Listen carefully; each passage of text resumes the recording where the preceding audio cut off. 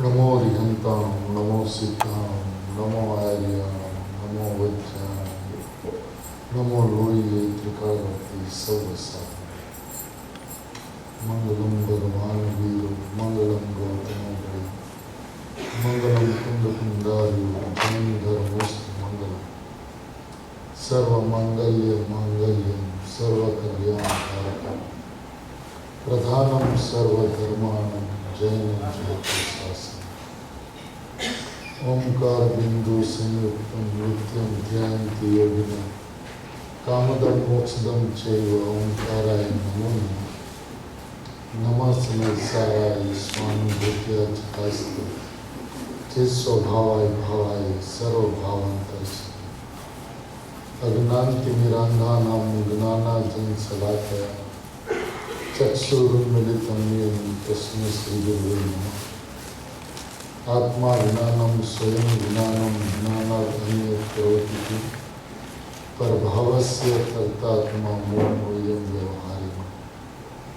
मंगलमय मंगलकरं वीतराग विज्ञान नमोता ही जाते भय हरिहंतादि महान ओम नमस्ते नमस्ते नमस्ते।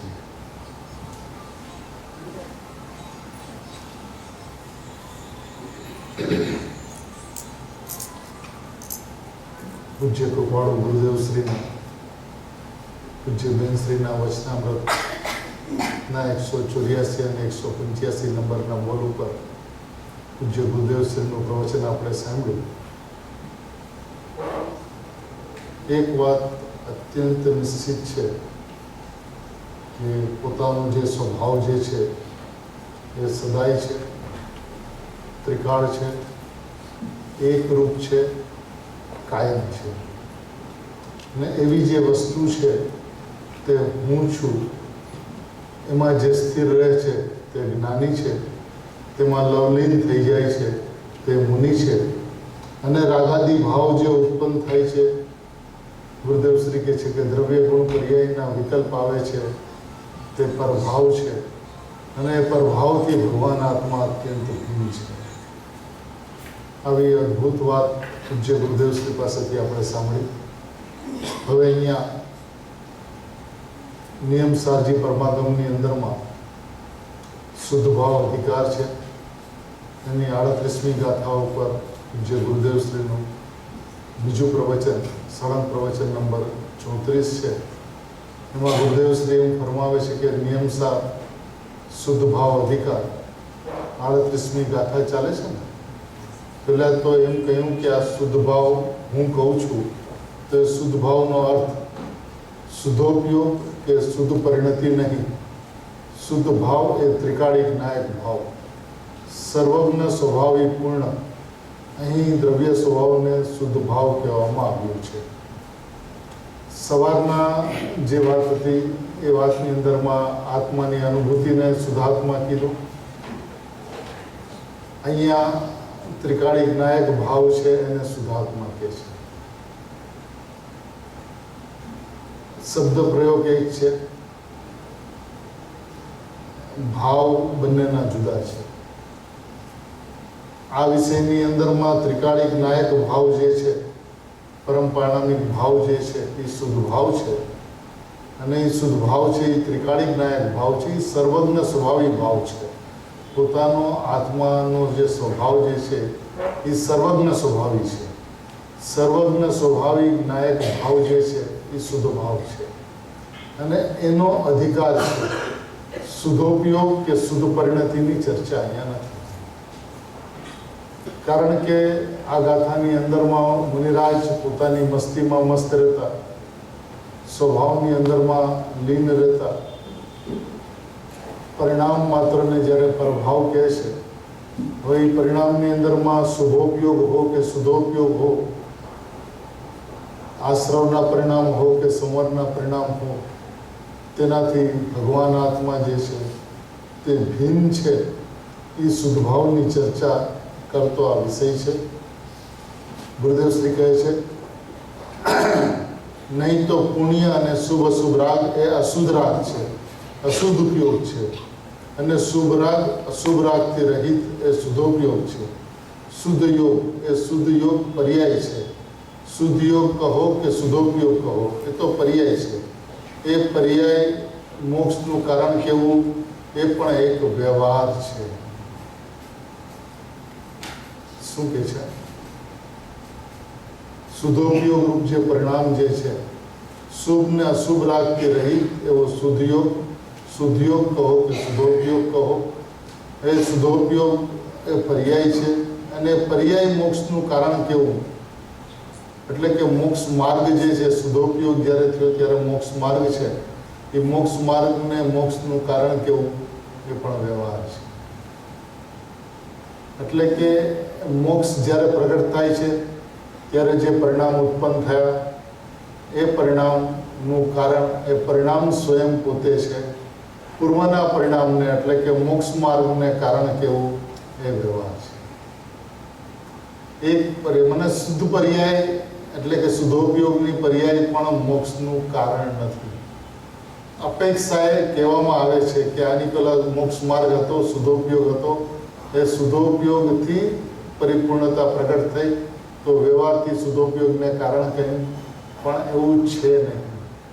કારણ કે શુદ્ધોપયોગની પરિણામને એટલે કે મોક્ષ માર્ગના પરિણામને જો મોક્ષનું કારણ કહેવામાં આવે તો પરિસ્થિતિ એ આવશે કે વર્તમાન પર્યાયનું કારણ પૂર્વની પર્યાય. એનો અર્થ એ છે કે વર્તમાનમાં સંકિત થાય તો પૂર્વની પર્યાય મિથ્યાત્વની હતી એ કારણ કહેવાશે, તો સમ્યક્ત્વનું કારણ મિથ્યાત્વ કહેવાશે. એવું કોઈ દિવસ હોતું નથી, એક વાત. બીજી વાત, પરિણામની વ્યવસ્થા એવી છે કે એના 6 ષટકારક તત સમયે તે પર્યાયની અંદરમાં હોય છે. એ પર્યાયનું કર્તા, એ પર્યાયનું કર્મ, એ પર્યાયનું સંપ્રદાન, અપાદાન, અધિકરણ અને કારણ, એ બધું પર્યાયમાં છે. એને આગળ પાછળ કોઈ પણ પ્રકારનો સંબંધ નથી. માટે મોક્ષની પર્યાયને ઉત્પન્ન થતા મોક્ષ માર્ગની પર્યાયને કારણ કેવું એ વ્યવહાર છે. મોક્ષનું કારણ હવે પર્યાયનું કારણ ના કરતા ગુરુદેવ શ્રી કહે છે મોક્ષનું કારણ સ્વદ્રવ્ય છે. આવ્યું? મોક્ષનું કારણ સ્વદ્રવ્ય શા માટે કહે છે? કારણ કે એ પર્યાય હું ત્રિકાળી છું, હું શુદ્ધાત્મા છું, હું ભગવાન આત્મા છું, એ ભાવે પરિણમે છે. માટે એ દ્રવ્યને કારણ કહેવામાં આવે છે. આ હેય અને ઉપાધિ તત્વના સ્વરૂપનું કથન છે. જીવાદી 7 તત્વોનો સમૂહ પરદ્રવ્યો. હવે આ જે ગાથા જે છે એની અંદરમાં હેય અને ઉપાધિ તત્વના સ્વરૂપનું કથન છે. જીવાદી 7 તત્વોનો સમૂહ જે છે એ પરદ્રવ્ય છે. સંવર, નિદ્રા અને મોક્ષ એ પણ બહિર્તત્વ છે, પર્યાય છે ને. પર્યાય દ્રવ્યમાં પેસતી નથી, પ્રવેશ કરતી નથી. દ્રવ્ય ઉપર પર્યાય તરે છે. પર્યાય અપેક્ષાથી પુણ્ય પાપને આશ્રવ, બંધને તો બહિર્તત્વ કહ્યું, પણ પોતાના ત્રિકાળી દ્રવ્ય સ્વભાવ એના આશ્રયથી જે મોક્ષ માર્ગ પ્રગટ થયો એ પણ બહિર્તત્વ છે. આહા, મોક્ષનો માર્ગ જે છે એ પણ બહિર્તત્વ છે.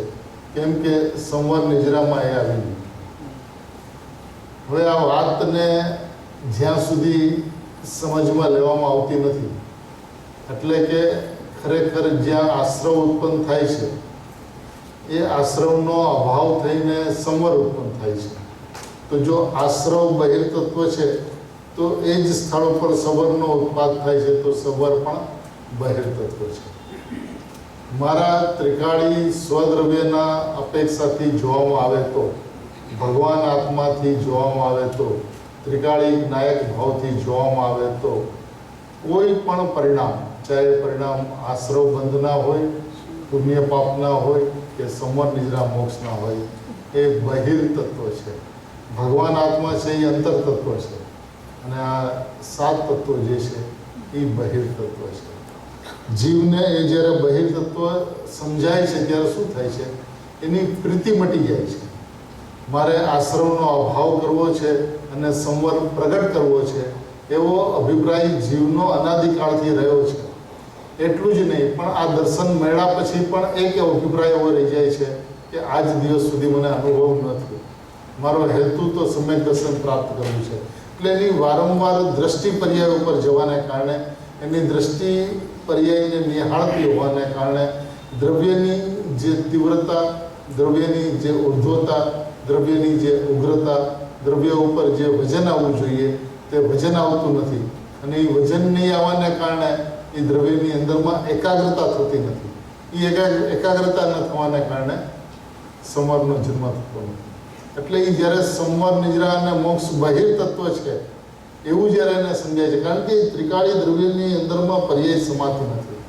એ ત્રિકાળી દ્રવ્યોમાં પર્યાય આવતી નથી. પર્યાયમાં દ્રવ્ય આવતું નથી અને દ્રવ્યમાં પર્યાય આવતી નથી. આજ સવારના 18-19 નંબરનો બોલ કે દ્રવ્ય જે છે એ ગુણ વિશેષને સ્પર્શતું નથી. દ્રવ્ય જે છે એ પર્યાય વિશેષને સ્પર્શતું નથી. ગુણ વિશેષની અંદરમાં જ્ઞાન, દર્શન, ચારિત્ર આદિ બોલો ગુણો, અને પર્યાય વિશેષની અંદરમાં આશ્રવ, બંધ, સંવર, નિદ્રા, મોક્ષ પર્યાય, એને ભગવાન આત્મા દ્રવ્ય જે છે એ સ્પર્શતું. અને એટલું જ નહીં, આ દ્રવ્યથી આપણે વાત કરીએ છીએ, પણ પર્યાયથી વાત કરીએ તો પર્યાયની સ્વાધીનતા પણ એવી છે કે એને દ્રવ્યનું આલંબન છે.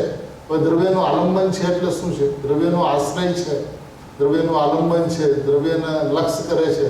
એનો મતલબ હું દ્રવ્ય છું, બસ હું દ્રવ્ય છું એવું જે એની સમજણ જે છે, એવી જે માન્યતા છે એને આશ્રય કહેવામાં આવે છે, એને આલંબન કહેવામાં આવે છે.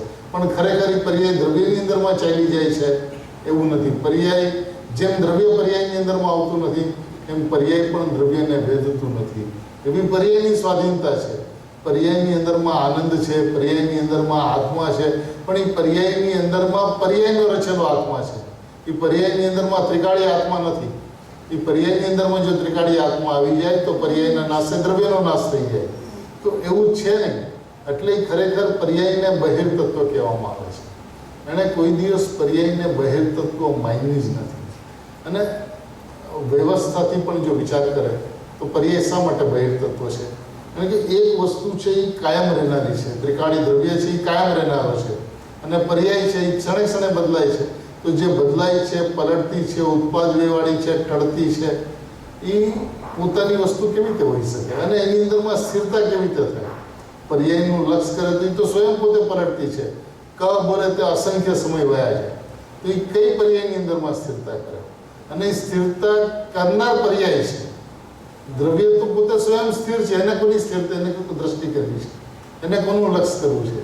દ્રવ્ય તો સ્વભાવથી સ્થિર છે, એકરૂપ છે, પરિપૂર્ણ છે, શુદ્ધ સર્વજ્ઞ સ્વભાવી ભગવાન આત્મા છે. એ વાત જેને સમજાય છે, એ હું છું એવું જેને સમજાય છે, એને પર્યાય છે એ બહિર તત્વ સમજાય છે. જ્યાં સુધી પર્યાય બહિર તત્વ નથી સમજાતું ત્યાં સુધી પર્યાયની મીઠાશ છે. અને પર્યાયની મીઠાશ જ્યાં સુધી છે ત્યાં સુધી દ્રવ્યની અંદરમાં 100% મીઠાશ નથી આવી. એટલે એની રુચિ નથી રહેતી. અને જ્યાં રુચિ હોય છે ત્યાં પુરુષાર્થનો કામ કરતો હોય છે. પર્યાયની 1% રુચિ છે એ 1% નથી, 100% છે. કારણ કે શ્રદ્ધાની અંદરમાં જે કંઈ પણ હિસાબ કિતાબ છે એ 100%નો હિસાબ કિતાબ છે. વિચાર કરે કે એની અંદરમાં સર્વસ્વ છોડીને બીજું કાંઈ નથી. શ્રદ્ધાનું કામ છે સર્વસ્વ. જ્યારે એ સર્વાર્પણતા કરે છે કે હું દ્રવ્ય છું, બસ એ દ્રવ્ય છું છોડીને, હું દ્રવ્ય છું છોડીને સંવર નિદ્રાના પરિણામ જે છે એ પણ પર છે એવું જ્યારે પર્યાય કહે છે. સંવર નિદ્રા પર છે એવું કહેનાર કોણ છે? પર્યાય છે. હું દ્રવ્ય છું એવું કહેનાર કોણ છે? દ્રવ્ય, પર્યાય છે. હવે જે પર્યાય એમ કહે છે કે હું દ્રવ્ય છું એ દ્રવ્ય છે. એ હું પર્યાય દ્રવ્યનું લક્ષ કરું છું એ ભાવે લક્ષ નથી કરતું. હું દ્રવ્ય છું એ ભાવે લક્ષ કરે છે. અને જ્યારે હું દ્રવ્ય છું એવું લક્ષ કરે છે ત્યારે દ્રવ્યમય હોય છે. હું પર્યાય દ્રવ્યનું લક્ષ કરું છું એવો ભેદ એ પર્યાયની અંદરમાં નથી હોતો. જ્યાં સુધી ભેદ છે ત્યાં સુધી વિકલ્પ છે. પંચાધ્યાયની અંદરમાં એમ કીધું, જેટલો ભેદ એટલો સંસાર, જેટલો અભેદ એટલો મોક્ષ. તો એ ભેદને સંસાર રૂપ લાગવો જોઈએ કે જ્યાં સુધી પર્યાયની અંદરમાં મીઠાશ છે ત્યાં સુધી ગમે એટલું દ્રવ્યના લક્ષ કરવાનો પ્રયત્ન કરે એ લક્ષ થઈ શકતું નથી. હું દ્રવ્ય છું એવું જ્યારે એ માને છે, સમજે છે, ત્યારે એ દ્રવ્ય છે. પર્યાય માત્ર એને બહિર તત્વ છે. એટલે એની સમજણની અંદરમાં પર્યાય બહિર તત્વ એને લાગવું જોઈએ. જ્યાં સુધી પર્યાય એને બહિર તત્વ ન લાગે ત્યાં સુધી ખરેખર એ સ્વભાવની જે ઉગ્રતા અને ઉર્ધ્વતા જે થવી જોઈએ ને એ નથી થતી.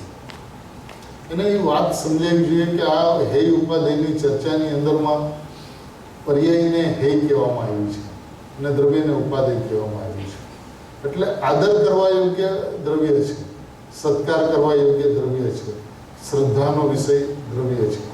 અને પર્યાય છે એ હેય છે એટલે ઉપેક્ષા કરવા યોગ્ય છે, એને આગળ કરવા યોગ્ય નથી.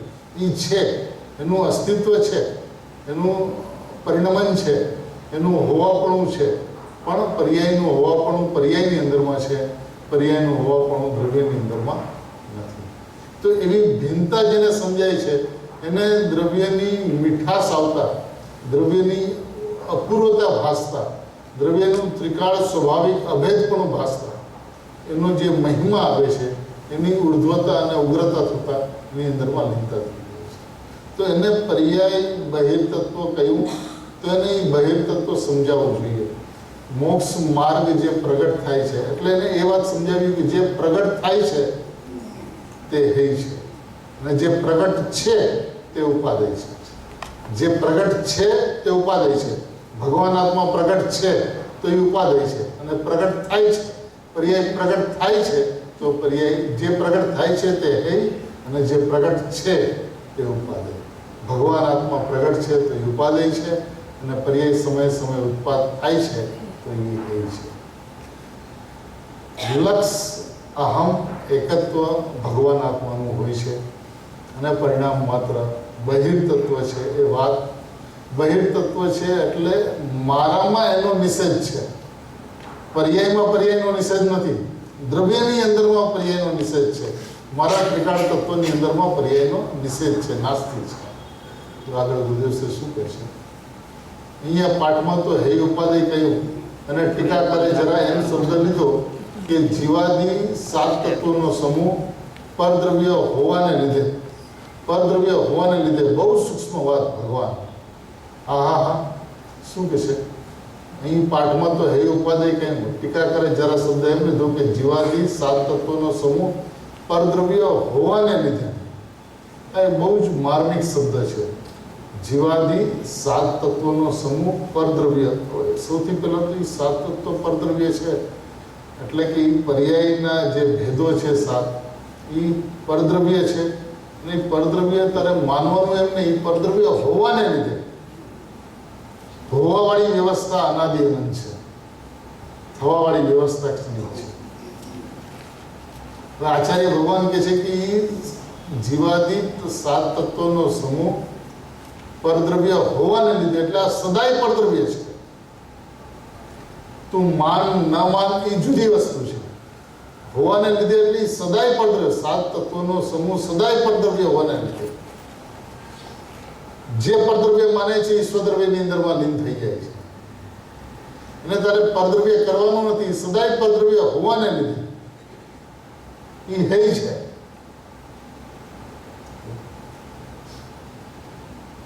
પરદ્રવ્ય હોવાને લીધે બહુ સૂક્ષ્મ વાત ભગવાન આ પાઠમાં હેય છે પણ ટીકામાં ઉપાદેય નથી એમ કહ્યું. સમજાણું કઈ પાઠમાં જીવાદી બહિતત્વ હેયમ છે પણ અર્થકાર ટીકાકાર કહે છે કે પર્યાય જે બહિર્તત્વ છે એ ઉપાદેય નથી, નિમિત્ત ઉપાદેય નથી, દયાદાનનો વ્યવહાર રત્નત્રયનો વિકલ્પ ઉપાદેય નથી, પણ મોક્ષના માર્ગની પર્યાય પણ ઉપાદેય નથી. નિમિત્ત ઉપાદેય નથી એ વાત કહેતો એને સમજાય છે.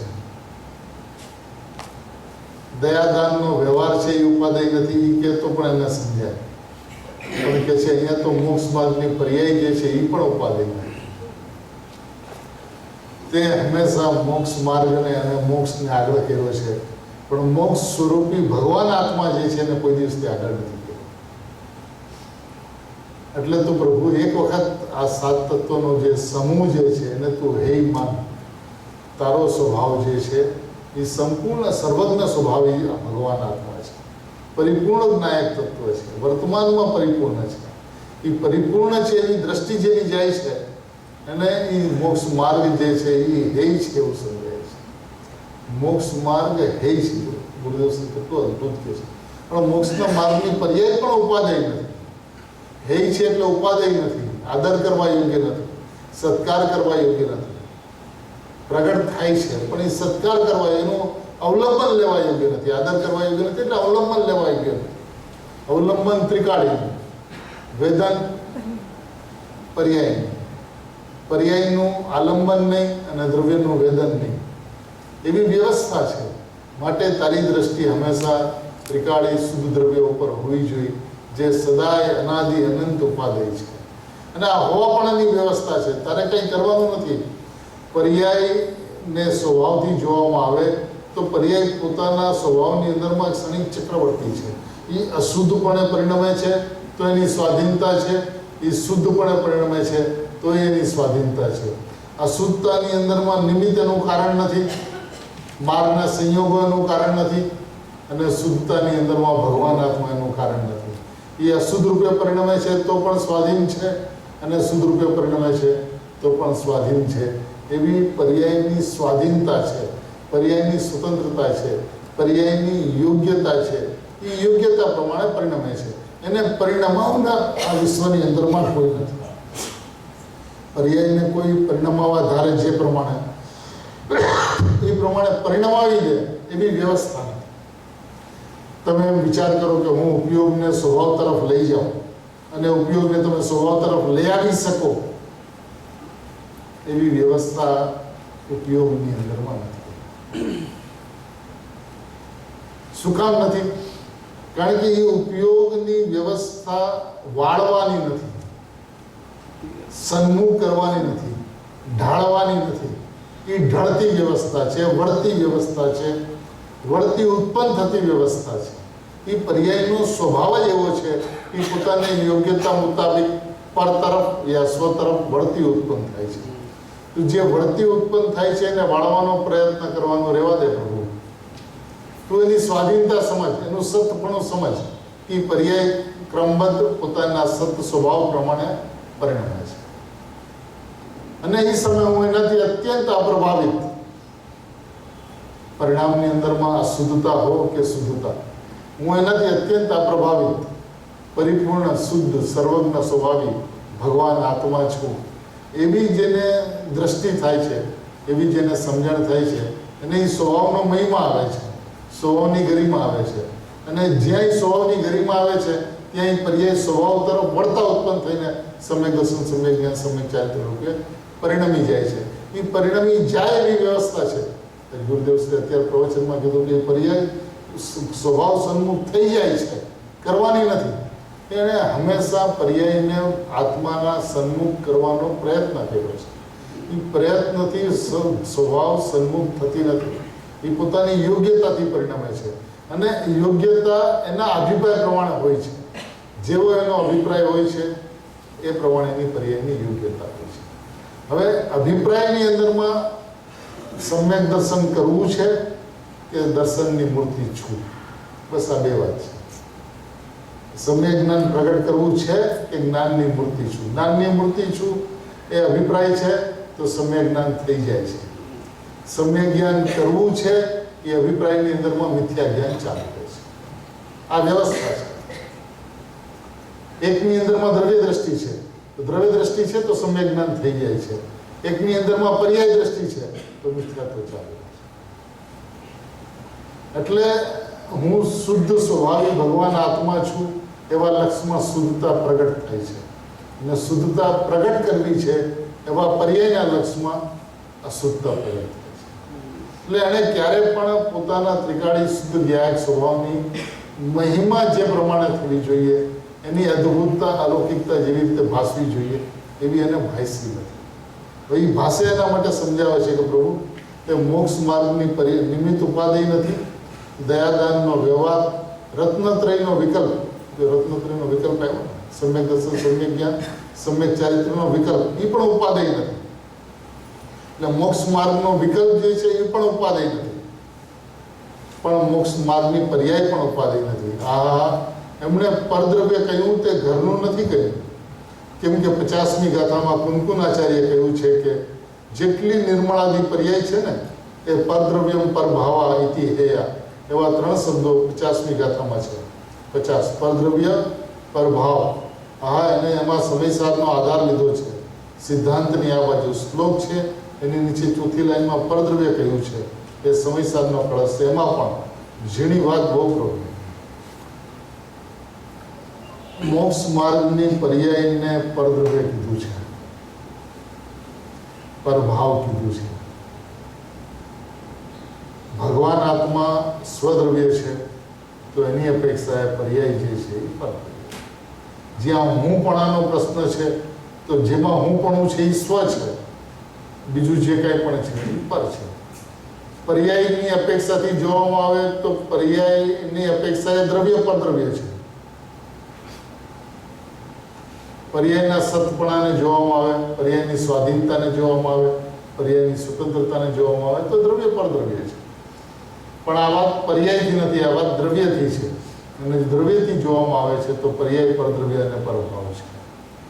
જેને પર્યાય પરદ્રવ્ય અને પરભાવ લાગે છે અને પર્યાયની મીઠાશ મટી જાય છે.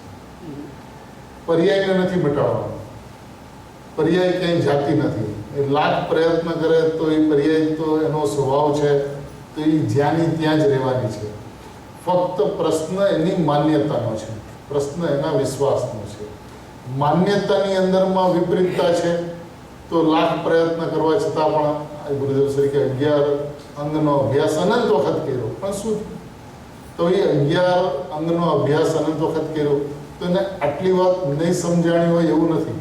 મોક્ષ માર્ગની પર્યાય હે કીધી હોય ને એણે હે બુદ્ધિમાં ન આવી હોય, ધારણામાં ન આવી એવું નથી.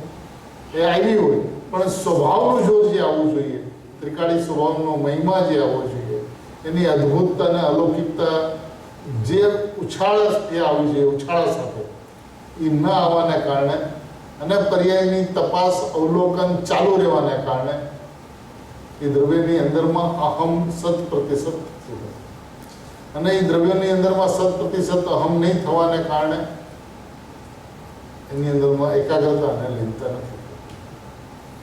આ ઉપાધિ તત્વ જે છે ને એ સર્વથા હોય છે. જે ભગવાન આત્મા છે ઉપાદેય છે તો એ સર્વથા ઉપાદેય છે. સર્વથા હું છું, એની અંદરમાં કથનચિતને કોઈ જગ્યા નથી. જ્યાં ત્રિકાળી ભગવાન આત્મા તે હું છું તો પર્યાયની સાથે સર્વથા ભિન્નતા છે. ભાઈ સર્વથા ભિન્નતા છે તો એ પરદ્રવ્ય છે.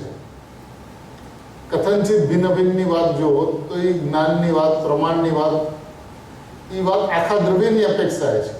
કોઈ પર્યાય દ્રવ્યથી કથનચિત ભિન્ન ભિન્ન છે, પણ એ પ્રકરણ અહીંયા નથી. પ્રકરણ અહીંયા દ્રષ્ટિના વિષયનું છે, પ્રકરણ અહીંયા હેય ઉપાદેયનું છે, પ્રકરણ અહીંયા સ્વદ્રવ્ય પરદ્રવ્યનું છે.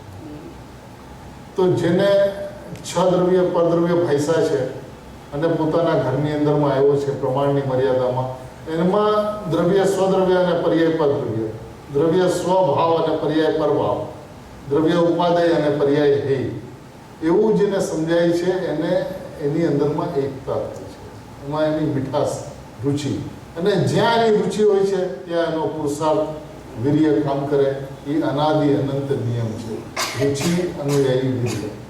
રુચિ પર્યાયની અંદરમાં છે, મોક્ષમાં પ્રગટ કરવાની અંદરમાં છે, તો એ પુરુષાર્થ પણ કરતાપણાનો થાય છે. અને રુચિ ભગવાન આત્માનું છે તો પુરુષાર્થ પણ હું આ કરતા છું એ ભાવે પરિણમાય છે. જ્યાં એનો અહમ છે, જ્યાં એની દ્રષ્ટિ છે, એ સ્વભાવ જેવો છે એવો એનો પુરુષાર્થ કામ કરે. દ્રવ્ય સ્વભાવ અકર્તા છે. હવે એ અકર્તા છે એટલે એ ખરેખર સ્વભાવથી અકર્તા છે. એ કોનો અકર્તા એ પ્રશ્ન નથી. અકર્તા એ નાસ્તિવાચક નથી. અકર્તા એનો સ્વભાવ છે. ત્રિકાળ અકર્તા, ત્રિકાળ અભોક્તા, ત્રિકાળ આવેદક, ત્રિકાળ અકારણ પરમાત્મા, એવો એનો સ્વભાવ છે. અનાદિનંત એકરૂપ. એ જે એકરૂપ સ્વભાવ છે એને પછી જયારે નાસ્તિકથી સમજાવવું તો એમ કહેવાય કે ભાઈ પર્યાયનો અકર્તા છે. ખરેખર પર્યાયનો અકર્તા છે એ કહેવાની જરૂર નથી, કારણ કે પર્યાયના સત્કારક જે છે એ પર્યાયના પર્યાયમાં છે. તો પર્યાયનો કોણ અકર્તા છે એ વાત જ નથી. પર્યાયનો કરતા પર્યાય છે. અને ત્રિકાળી ભગવાન આત્મા છે એ અકર્તા સ્વભાવી છે. એનો સ્વભાવ જ અકર્તા છે. એ જે આકર્તા સ્વભાવી ભગવાન આત્મા છે તે હું છું એવો વિશ્વાસ એને બેસે, એની સમજણ એને થાય તો એને પર્યાય પરદ્રવ્ય ભાષા વિના રહેતું નથી. હવે પરદ્રવ્ય પર્યાય ભાષે તો એનો નિષેધ થઈ જાય છે એવું નથી. મારા ત્રિકાળ સ્વભાવની અંદરમાં નિષેધ છે, પર્યાયમાં એનું અસ્તિત્વ છે, પણ મારા ત્રિકાળ સ્વભાવની અંદરમાં એનું ત્રિકાળ નાસ્તી છે. ગુરુદેવ સવારે કીધું કે પર્યાય દ્રવ્યને વેદતું નથી. એ વિધાન જ એવું છે કે પર્યાય પર્યાયને વેદે છે. પર્યાય દ્રવ્યને અડે, પર્યાય દ્રવ્યને સ્પર્શે તો એને વેદે. એ પર્યાય દ્રવ્યને સ્પર્શતી જ નથી તો પર્યાયની અંદરમાં શું થાય છે? પર્યાયની અંદરમાં આત્મા છે એમ કહેવામાં આવે છે તો એ કેવી રીતે છે? તો કે પર્યાય રચેલો આત્મા છે. જ્યારે જ્ઞાન જ્ઞેયાકારે પરિણમે છે, જેવું જ્ઞેય છે એવા આકારો જ્ઞાનની અંદરમાં થાય છે, એ જ્ઞેયની સાપેક્ષતાની અંદરમાં જેમ જ્ઞેયાકાર કહેવાય છે, પણ ખરેખર એ જ્ઞેયાકાર જ્ઞાન નથી. એ જ્ઞાન તો પોતાના આકારે છે. એ પોતાના આકારે છે તો એ જ્ઞાનાકાર જ્ઞાન છે. જે જ્ઞાનાકાર જ્ઞાન છે એ ખરેખર જ્ઞાનાકાર જ્ઞાન અને જ્ઞાયકનું જ્ઞાન એવા વિભાગ નથી. ખરેખર એ જ્ઞાયક છે, જ્ઞાયકનું જ્ઞાન છે એવું પણ નથી, જ્ઞાયક છે. હવે જ્ઞાયક છે એટલે ત્રિકાળી જ્ઞાયક પરિણામની અંદરમાં આવી ગયો છે એવું પણ નથી. જેમ જ્ઞાનને અપરજ્ઞેયોની અપેક્ષા નથી એમ જ્ઞાનને ત્રિકાળી જ્ઞાયકની પણ અપેક્ષા નથી. એ પર્યાય પોતાની નિર્મળતાને કારણે, પોતાની સ્વચ્છતાને કારણે, પોતાની પ્રકાશત્વ શક્તિને કારણે એ સ્વયં પોતાની યોગ્યતાથી પોતાના જ્ઞાયક આત્માને રચતી, જ્ઞાયક આત્માને પર્યાયના આત્માને રચતી, એ પર્યાયના આત્માને અનુભવતી આત્મા રૂપે પરિણમી જાય છે. પણ ત્રિકાળી આત્મા એની અંદરમાં આવતો નથી. પણ એમ છતાં એ પર્યાય સ્વરૂપ આકાર છે.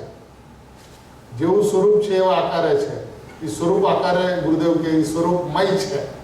એટલે કે આ સ્વરૂપ છે ને સ્વરૂપનો આકાર છે એવો ભેદ ત્યાં નથી. એવી અનુભૂતિ છે. એવી અનુભૂતિની પર્યાય જે છે એ પરદ્રવ્ય છે. જે પર્યાયને આત્મા કહેવામાં આવે છે એ પર્યાય પરદ્રવ્ય છે. આ ત્રિકાળીનો મહિમા છે, દ્રવ્યનો મહિમા છે, શુદ્ધાત્માનો મહિમા છે. અને એ શુદ્ધાત્માના મહિમાની આગળ જે કાંઈ પણ પર છે, જે કાંઈ પણ છે એ બધું પર છે. જે મારામાં નથી સમાતું એ પર છે. જે હું છું એ સર્વસ્વ છે. આવું એને એક વખત સમજાય તો એને દ્રવ્યની અંદરમાં સહજ માત્રની અંદરમાં લીનતા થઈ જાય. મુનિ ભગવંતોને હું ભગવાન આત્મા છું એવો વિકલ્પ નથી કરવો. સીધા વયા છે સ્વભાવની અંદર. કેવી રીતે જાય છે? એના અભિપ્રાયની અંદરમાં હું પરમાત્મા છું એ વાત બેસી ગઈ છે. અનુભૂતિ થાય છે, સ્વસંવેદન થાય છે, આનંદ આવે છે, બહાર આવે છે, પાછા અંદર ચાલે જાય છે, બહાર આવે છે, પાછા અંદર ચાલે જાય છે. વિકલ્પ નથી કરવો પડતો. અને વિકલ્પ આવે છે તો ખટકે છે. હું ભગવાન આત્મા છું એ વિકલ્પ એને પોસાતો નથી. એ વિકલ્પ પરદ્રવ્ય છે. હું ભગવાન આત્મા છું એવો વિકલ્પ પણ પરદ્રવ્ય છે. તો એવી અંતરંગની સ્થિતિ જ્યારે થઈ જાય છે ત્યારે અનુભૂતિ ક્ષણ માત્રની અંદરમાં થાય છે. અનુભૂતિ માટે મહેનત કરવી પડે એમ નથી. જેનું શ્રદ્ધેય વ્યવસ્થિત છે, જેને હું પરમાત્મા છું એવો વિશ્વાસ છે, અને અનુભૂતિ ક્ષણ માત્રની અંદરમાં થાય છે. એટલે પ્રશ્ન માન્યતાનો છે, પ્રશ્ન વિશ્વાસનો છે, પ્રશ્ન શ્રદ્ધેયનો છે, પ્રશ્ન અહમનો છે, પ્રશ્ન ઉપાધિ છે. એને કોને ઉપાધિ કરી, કોને હું ક્યાં હું પણ કહ્યું, બસ એની મહત્તા છે. અને જો એ દ્રવ્યની અંદરમાં અહમ છે તો અનુભૂતિ સહજતાથી ઉત્પન્ન થઈ જાય છે. અનુભૂતિ માટે કોઈને મહેનત નથી કરવી પડતી. અનુભૂતિ જેને પણ થાય છે, જ્યારે પણ થાય છે, સહજતાથી થાય છે. અને મહેનત કરવાની હોય તો પોતાના ત્રિકાળી દ્રવ્યની અંદરમાં હું પણ થાય. હું પરમાત્મા છું એ છોડીને બીજું કંઈ ચાલે નહીં. ગુરુદેવ શ્રી કે અમે અંદર જઈએ તો અમને અમારી પર્યાય નથી દેખાતી, અમારો ભગવાન આત્મા દેખાય છે. અને બહાર આવીએ છીએ તો તમારી પર્યાય નથી દેખાતી, તમારો ભગવાન આત્મા દેખાય છે. તો એની ભગવાન આત્મા છોડીને કંઈ જેને દેખાતું નથી એ ભગવાન આત્મામાં રહે છે.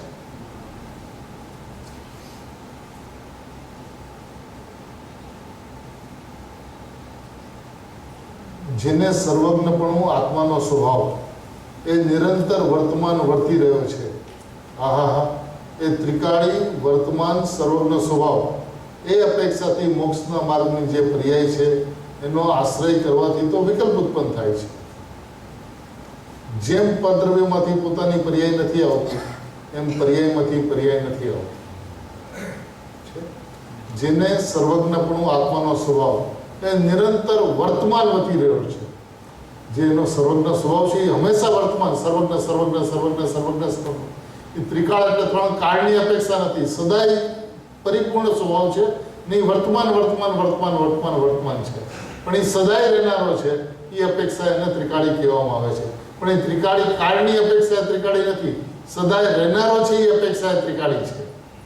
એવો જે પોતાનો સર્વજ્ઞ સ્વભાવ જે છે એ નિરંતર વર્તમાન વર્તી રહ્યો છે, નિરંતર વર્તમાન સદાય છે. સર્વજ્ઞ સ્વભાવ સદાય છે.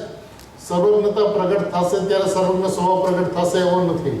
પોતાનો સર્વજ્ઞ સ્વભાવ સદાય વર્તમાન વર્તી રહ્યો છે. આનાથી ઉત્કૃષ્ટતા બીજી શું હોય છે કે પોતાનો સર્વજ્ઞ સ્વભાવ સદાય વર્તમાન વર્તી રહ્યો છે. અત્યારે હું સર્વજ્ઞ છું, ગુરુદેવ તો પ્રભુનો પ્રભુ છું, ભગવાનનો ભગવાન છું, સિદ્ધોનો સિદ્ધ છું. કેમ કે આ સિદ્ધ છે એવું નક્કી કરનાર આ સિદ્ધ છે, તો હું સિદ્ધોનો સિદ્ધ છું. સર્વજ્ઞ સ્વભાવ વર્તમાન વર્તી રહ્યો છે. અત્યારે સર્વજ્ઞ સ્વભાવી છું. સર્વજ્ઞ થાઈશ ત્યારે નહીં, વર્તમાનમાં સર્વજ્ઞ સ્વભાવી છું. એ ત્રિકાળી વર્તમાન સર્વજ્ઞ સ્વભાવ એ અપેક્ષાથી મોક્ષના માર્ગની જે પર્યાય છે એનો આશ્રય કરવાથી તો વિકલ્પ ઉત્પન્ન થાય છે. સમ્યક દર્શન સમ્યક જ્ઞાનની પર્યાય છે એનો આશ્રય લેવાથી વિકલ્પ ઉત્પન્ન થાય છે. જેમ પદ્રવ્યમાંથી પોતાની પર્યાય નથી આવતી એમ પર્યાયમાંથી પર્યાય નથી આવતી, માટે પર્યાય રહે છે, માટે પર્યાય પદ્રવ્ય છે. જેમ પદ્રવ્યમાંથી પર્યાય નથી આવતી એમ પર્યાયમાંથી પર્યાય નથી આવતી, માટે પર્યાય પદ્રવ્ય છે. જેમ પદ્રવ્યમાંથી પર્યાય નથી આવતી એમ પર્યાયમાંથી પર્યાય નથી આવતી, માટે પર્યાય પદ્રવ્ય છે. ન્યાય સમજાય છે? જેમ પર પદાર્થ છે, આમાંથી મારી પર્યાય નથી આવતી, પૂતગલમાંથી મારી પર્યાય નથી આવતી, તો એ પૂતગલ મારા માટે પરદ્રવ્ય છે. એક સમયની પર્યાય છે, પર્યાયમાંથી બીજી પર્યાય નથી આવતી, પર્યાયમાંથી પર્યાય નથી આવતી, માટે પર્યાય પરદ્રવ્ય છે. સેટ આ તો કોઈ દી એમ પર્યાયમાંથી પર્યાય નથી આવતી, તેથી પર્યાયને પરદ્રવ્ય કહ્યું છે. સેટ આ તો કોઈ દી સાંભળી નથી એવી વાત છે કે પૈસા આડે ધૂળમાં નવરાશ નથી, પણ પ્રેમ છે એટલે છોડીને અહીંયા આવ્યા છે. માર્ગ ઘણો સૂક્ષ્મ છે, ઠપકારે પણ ખરા અને પૂચકારે પણ ખરા. કે આવી ન્યાય સાગરમાં કોઈ સારી વાત સાંભળે નહીં, પણ આ એનો પ્રેમ છે તો અહીંયા આવે છે. દેવગુરુ શાસ્ત્ર એમ કહે છે કે અમે તારા આદરણીય નથી હો. સર્વજ્ઞ એમ કહે છે કે અમે તારા આદરણીય નથી. એ તો મોક્ષ પૌર્ણની 16મી ગાથામાં કહ્યું કે પરદવાઓ દુ ગઈ. સંત આચાર્ય કુંકુન આચાર્ય કહે છે પ્રભુ તારી પ્રભુતા આગળ તારા સ્વદ્રવ્ય પાસે અમે પરદ્રવ્ય છીએ, અને અમારા ઉપર લક્ષ કરીશ તો તારી દુર્ગતિ થશે. અમારી ઉપર લક્ષ કરીશ તો શું થશે? દેવગુરુ શાસ્ત્ર મુનિરાજ આચાર્ય ભગવાન સર્વજ્ઞ ભગવાન એનું લક્ષ કરીશ તો દુર્ગતિ થશે, એટલે સંસારમાં રખડીશ. સુગતિ એટલે મોક્ષ ગતિ નહીં મળે. સ્વભાવની અંદરમાં રહીશ તો મોક્ષ મળશે, અને દેવગુરુ શાસ્ત્રની સામું જોઈશ તો દુર્ગતિ થશે. આ જૈન દર્શનની અદ્ભુતતા અને અલૌકિકતા છે કે જેના ગુરુઓ એમ કે છે કે તું અમારી સામું નહીં જો, તારી સામું જો. અમારી સામું જોઈશ તો તારું હિત થશે. જગતના ગુરુઓ એમ કે છે કે તું અમારી પાસે આવો, અમે તારું કલ્યાણ કરશું. જ્યારે જૈન દર્શનના આચાર્યો સંતો જ્ઞાનીઓ એમ કે છે કે તું અમારી પાસે નહીં આવ, તું તારી સામું જો તો તારું કલ્યાણ થશે. ભગવાન એમ કે છે કે હું તારી સામું નથી જોતો, હું મારી સામું જોઉં છું. તું મારી સામું નહીં જો, તારી સામું જો તો તું ભગવાન બની જઈશ. ભગવાનની સામું જોઈશ તો વિકલ્પ ઉત્પન્ન થશે, રાગ ઉત્પન્ન થશે, ભક્તિનો ભાવ આવશે, પૂજાનો ભાવ આવશે, વંદનાનો ભાવ આવશે. તો નિમિત્તની ઉપર દ્રષ્ટિ ગઈ તો એવો જ નૈમિત્તિક ભાવ ઉત્પન્ન થતા રાગ ભાવનો જન્મ થશે. પણ એ જેની સામું જોવે છે એની સામું જોતા વિતરાગતા ઉત્પન્ન થાય છે. તું તારા ભગવાન આત્માની સામું જોઈશ તો તને વિતરાગતા ઉત્પન્ન થશે. આ જૈન દર્શનની એક અદ્ભુત અને અલૌકિકતા છે. એ આચાર્ય ભગવાન તો કહે છે તું મારા શરણમાં નહીં આવ, તું તારા શરણમાં જા. અનાદિકાળથી તે ભાઈ દેવગુરુ શાસ્ત્રનું શરણ નથી છોડ્યું. સુગાનીજી સાહેબ કહે છે કે બસ જેમ જગતના બધા વિષયો છે એમાં આપણે એક રીતે વિષય બનાવી દીધો છે કે સ્વાધ્યાય 3 કલાક રોજ કરવું એટલે કરવું. અરે પણ એની અંદરમાં શું કીધું છે? તને સર્વજ્ઞ સ્વભાવી ભગવાન આત્મા બતાવે છે. તારો એ સર્વજ્ઞ સ્વભાવી ભગવાન આત્મા વર્તમાનમાં છે. જેવા સર્વજ્ઞ છે એવો તું છો. તારામાં અને સર્વજ્ઞમાં કાંઈ આતરો નથી. તો એક વખત તો એમ કે હું સર્વજ્ઞ છું, હું કેવળ જ્ઞાની છું. જેણે પોતાના આવા અદ્ભુત અલૌકિક ભગવાન આત્માને બતાવ્યો, એ પોતાનો ભગવાન આત્મા કેવો મહિમાવંત, અત્યારે વર્તમાનમાં પરિપૂર્ણ, પૂર્ણ શુદ્ધ, કૃત્ય અનંત દર્શન, અનંત સુખ, અનંત આનંદથી છલાછલ ભરેલો. હું વર્તમાનમાં પરિપૂર્ણ છું. હવે જે પરિપૂર્ણ છે એ પરિપૂર્ણ છું એવું ન કહેતા મારે પરિપૂર્ણ થવું છે એમ કે છે, તો એ પરિપૂર્ણ છે એનો અનાદર છે, અભિનય છે, અસત્કાર છે. અને એણે હંમેશા પરિપૂર્ણ સર્વજ્ઞ સ્વભાવી ભગવાન આત્માનો અસત્કારને અનાદર જ કર્યો છે. એણે કોઈ દિવસ એનો આદર નથી કર્યો. આદર એટલે હું છું અને અનાદર એટલે થવું છે. સર્વજ્ઞ થવું છે તે સર્વજ્ઞ સ્વભાવીનો અનાદર છે. સર્વજ્ઞ સ્વભાવી છું તો એનો આદર છે. આવો આદર સત્કાર એને અંતરંગથી, દિલથી ક્યારે પણ નથી કર્યો, બુદ્ધિથી કર્યો છે. પરંતુ માન્યતાપૂર્વક, શ્રદ્ધાનપૂર્વક, અરે હું વર્તમાનમાં પરિપૂર્ણ જ્ઞાયક છું. કારણ કે ભાઈ જે પરિપૂર્ણતા જે પ્રગટશે ક્યાંથી પ્રગટશે? પરિપૂર્ણ સ્વભાવ છે એમાંથી પરિપૂર્ણતા પ્રગટશે. ગુરુદેવ કે કુવામાં હોય તો હવેડામાં આવે. એ કુવામાં છે, એ પરિપૂર્ણ સ્વભાવ છે, એના લક્ષ્ય પરિપૂર્ણતા પ્રગટે છે. એ પરિપૂર્ણતા બહારથી નથી આવતી. એ પરિપૂર્ણતા ભગવાનને લક્ષ્ય નથી આવતી. એ પરિપૂર્ણતાને આપનાર કોઈ નથી. એ પરિપૂર્ણતા સ્વભાવને લક્ષ્ય થાય છે. એવો સ્વભાવ પડ્યો છે, એવો સ્વભાવ પડ્યો છે એટલે એવો હું છું. એવો હું છું તો મને છોડીને જે કાંઈ પણ છે એ બધું પરદ્રવ્ય છે. મને છોડીને પછી જે કાંઈ પણ છે, પછી એ સમાનની પર્યાય હો કે મોક્ષની પર્યાય, એ બધું મને પરદ્રવ્ય છે. એની અંદરમાં પર્યાયનો દ્વેષ નથી. એની અંદરમાં પર્યાયની એકતા છોડાવે છે, પર્યાય બુદ્ધિ છોડાવે છે, પર્યાયનો રસ છોડાવે છે. અનાદિકાળથી એને પર્યાયનો રસ નથી છૂટ્યો, નથી મળ્યો. જ્યાં સુધી પર્યાયનો રસ છે ત્યાં સુધી દ્રવ્યનો રસ 100% નથી, 100% નથી. અને આ રસ જ્યાં સુધી 100% ન હોય ત્યાં સુધી એમાં અહમ પ્રસરતું નથી, પ્રસારિત નથી, ફેલાતું નથી. એ અહમ પ્રસરવું જોઈએ, ફેલાવવું જોઈએ. એ ફેલાય ત્યારે જ્યારે 100% હોય ત્યારે, સરવારપણતા હોય ત્યારે. જોગીજી સાહેબ બહુ સરસ દૃષ્ટાંત આપતા કે પુરાણોની અંદરમાં પતિવ્રતા સ્ત્રીની ચર્ચાઓ આવે કરે અને એની અંદરમાં રાજાને પૂછવામાં આવે કે આપની જે પતિવ્રતા સ્ત્રી છે એ આપને મુખ્ય છે કે ગુણ? પતિવ્રતા સ્ત્રીને પતિ વિશે પૂછવામાં આવે કે પતિ છે રામચંદ્રજી છે એ સીતાજી માટે મુખ્ય છે કે કોણ છે?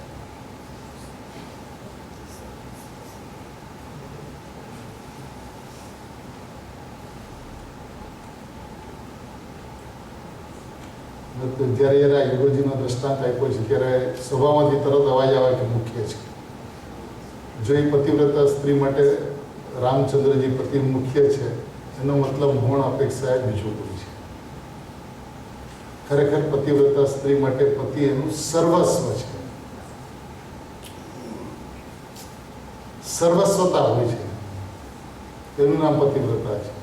એવી રીતે જ્ઞાયક મુખ્ય છે એનો મતલબ ગૌણપણે બીજું કોઈ છે એવું શ્રદ્ધાનું સ્વરૂપ નથી. શ્રદ્ધાના સ્વરૂપની અંદરમાં જ્ઞાયક એનું સર્વસ્વ છે. જ્યારે સર્વ સમર્પણતા થાય છે કે હું જ્ઞાયક માત્ર છું, જ્ઞાયક માત્ર છું, એવી સર્વ સમર્પણતા થાય છે ત્યારે એ પર્યાયની અંદરમાં નિયમથી, નિશ્ચયથી અનુભવ હોય છે. એટલે એ સર્વસ્વની વાત છે, મુખ્ય ગુણની વાત નથી. ભગવાન આત્મા મુખ્ય નથી, ભગવાન આત્મા સર્વસ્વ છે. જ્ઞાનની અંદરમાં મુખ્ય ગુણ હોય, શ્રદ્ધાની અંદરમાં સર્વસ્વ હોય. શ્રદ્ધાની અંદરમાં 100% હોય. હું છે ને, હું પણ તો હું હંમેશા 100% હોય. હું પ્રકાશ પણ છું ને હું મહેન્દ્રભાઈ પણ છું, એવું હું પણ ના હોઈ શકું. હું એટલે હું, બસ હું એટલે એકલો, એલોન, અને એ 100%. હું ભગવાન આત્મા છું તો 100% ભગવાન આત્મા છું. એવી એની જ્યારે માન્યતા થાય, એવી એનો જ્યારે વિશ્વાસ થાય, એવું એનું જ્યારે શ્રદ્ધાન થાય, ત્યારે નિયમથી પરિણામની અંદરમાં આત્માની અનુભૂતિ હોય છે. મિથ્યાત્વનો નાશ હોય છે અને સમ્યક્ત્વનો જન્મ હોય છે. એ વિધાન છે. જ્યાં એ ધ્રુવ તત્વ ઉપર આવે છે ત્યાં અનુભૂતિ થાય ને. પણ એના માટે એને કહેવામાં આવે છે કે ભાઈ તું પર્યાયને નહીં નિહાળ, પર્યાયની સામું નહીં જો, પર્યાયની પ્રીતિ હટાવી દે.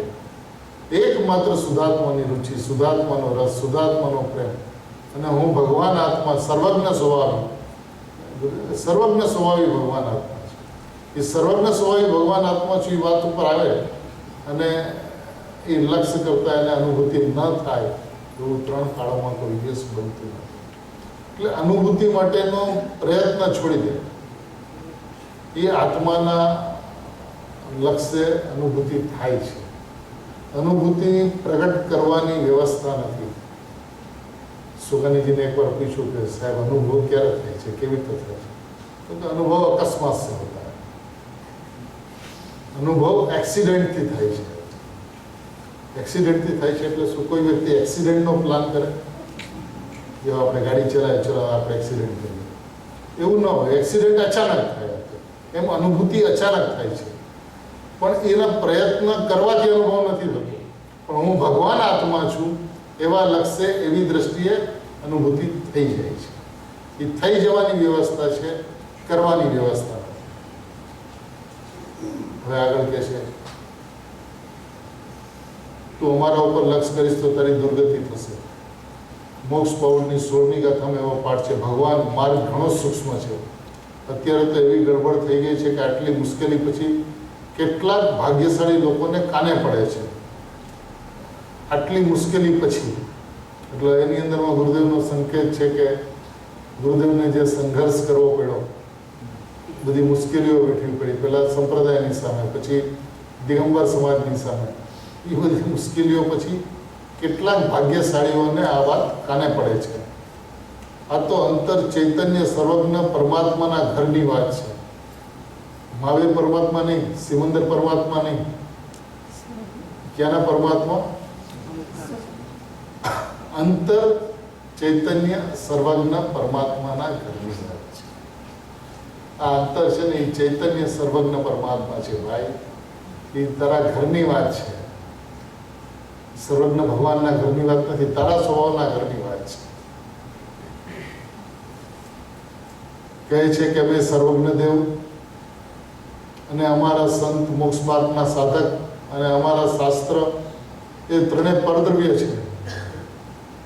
એ પરદ્રવ્ય છે, પણ અમને માનવા, પરદ્રવ્યને માનવું એ રાગ છે. એ પરદ્રવ્ય છે, એ તો પરદ્રવ્ય છે, પણ રાગથી ભિન્ન થઈને પોતાના દ્રવ્ય સ્વભાવની દ્રષ્ટિ, જ્ઞાન, અનુભવ કર્યો.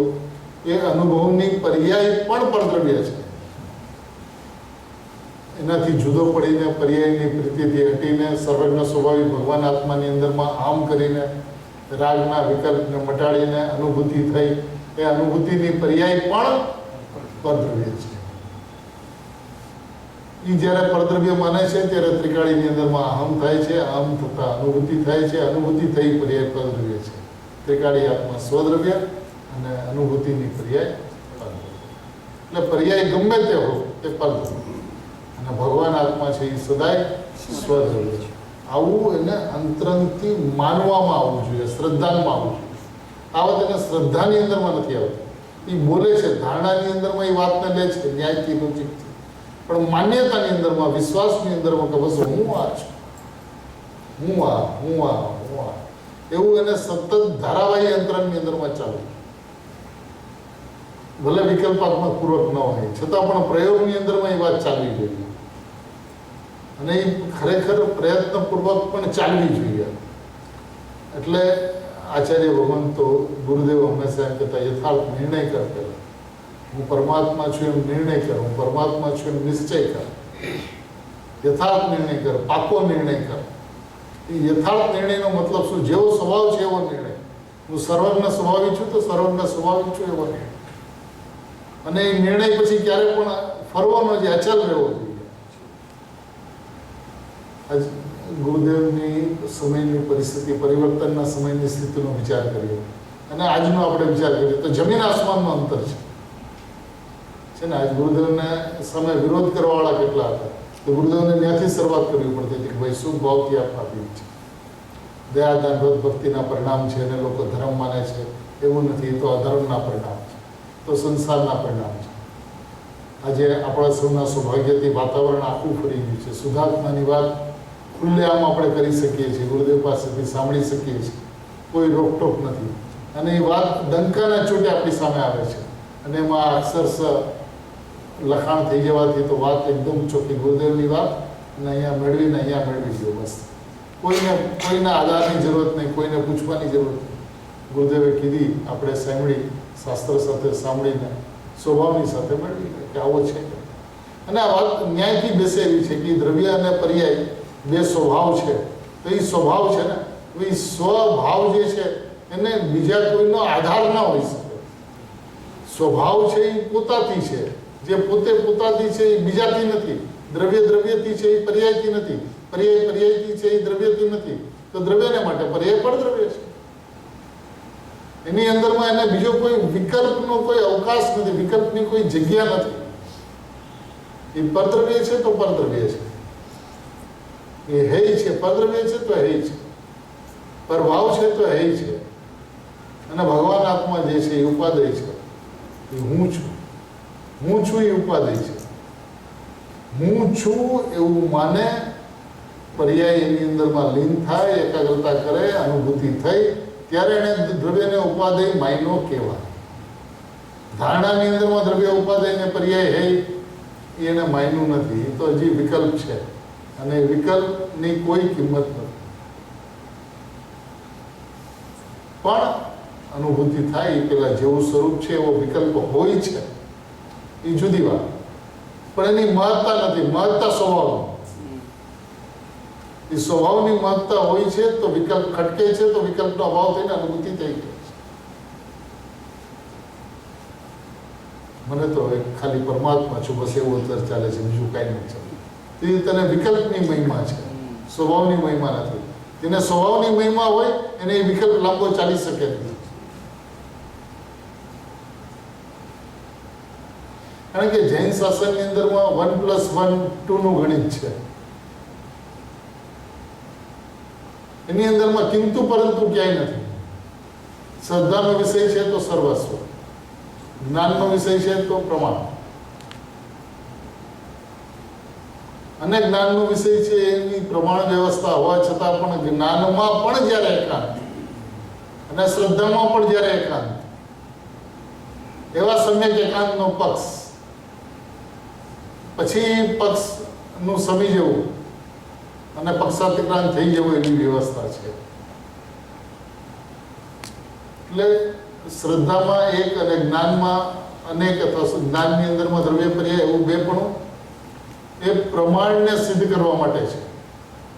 પણ અનુભૂતિ પહેલા શ્રદ્ધાની અંદરમાં જેમ એકાંત હોય છે એમ જ્ઞાનમાં પણ એકાંત હોય છે. કારણ કે જ્ઞાન છે એ શુદ્ધ નહીંનો અંશ વિકલ્પ છે. શુદ્ધ નહીં જે છે એ જ્ઞાનનો અંશ વિકલ્પ છે અને એ જ્ઞાનના અંશ વિકલ્પની અંદરમાં પણ એકાંત એક નાયક હોય છે. તો જ્ઞાનમાં પણ જ્ઞાયક અને શ્રદ્ધામાં પણ જ્ઞાયક, એવું જ્ઞાન શ્રદ્ધાની અંદરમાં યુગ પદે જ્યારે જ્ઞાયક ચાલે છે ત્યારે અનુભૂતિ થાય છે. જ્યારે એમ કહેવામાં આવે છે ભાઈ કરવું તે મરવું છે, એટલે લોકો એમ કે છે આપણે તો કંઈ કરવાનું નથી, આપણે બસ બેસી જાવ, જ્યારે જેમ થવાનું છે એમ થશે. આ સ્વચ્છંદતા છે. વાત સ્વચ્છંદતા માટે કરવામાં નથી આવતી, વાત સ્વભાવની ઉર્ધ્વતા માટે કરવામાં આવે છે. જ્યાં અનાદિકાળનો પક્ષ રહી ગયો છે એ પક્ષ છોડાવવા માટે કહેવામાં આવે છે, સ્વભાવના પક્ષમાં આવવા માટે કહેવામાં આવે છે. નિશ્ચયની વાત આવે એટલે જીવન એવું લાગે છે સાહેબ આમાં તો કંઈ કરવાનું કંઈ છે નહીં. અરે ભાઈ આમાં નથી કરવાનું, આમાં જ અનંતો પુરુષાર્થ છે. જેવો સ્વભાવ છે એવા સ્વભાવનો નિર્ણય કરવો એની અંદરમાં અનંત પુરુષાર્થ છે. એ સહેલો પણ છે અને અઘરો પણ છે. સ્વભાવથી જોવે તો સહેલો છે, પ્રભાવથી જોવે તો અઘરો છે. કાંઈ નથી કરવાનું એમ કરીને સ્વચ્છંદ કરી લે તો અઘરો છે, અને હું પરિપૂર્ણ જ્ઞાયક તત્વ પુરુષાર્થની મૂર્તિ છું એવું નક્કી કરી લે તો સહેલો છે. એ ઉપડે છે ક્યાંથી એની કિંમત છે. સ્વભાવથી ઉપડે છે કે સંયોગથી ઉપડે છે. જેટલી વ્યવહારની વાતો છે જીનવાણીની અંદરમાં એ બધાની અંદરમાં સંયોગનું જ્ઞાન કરાવવા માટે, નિમિત્તનું જ્ઞાન કરાવવા માટે, જ્ઞેયનું જ્ઞાન કરાવવા માટે, બાહ્ય પદાર્થો ક્યાં ક્યાં છે એનું જ્ઞાન કરાવવા માટે વ્યવહારથી વાત કરવામાં આવી છે. પણ એવું વસ્તુનું સ્વરૂપ નથી. એવું નિરાકરણ વ્યવહારની વાતનું વાક્ય પૂરું થઈ જાય પછી આપણે જોડી દઈએ કે આવું કહેવામાં આવ્યું છે પણ આવું નથી.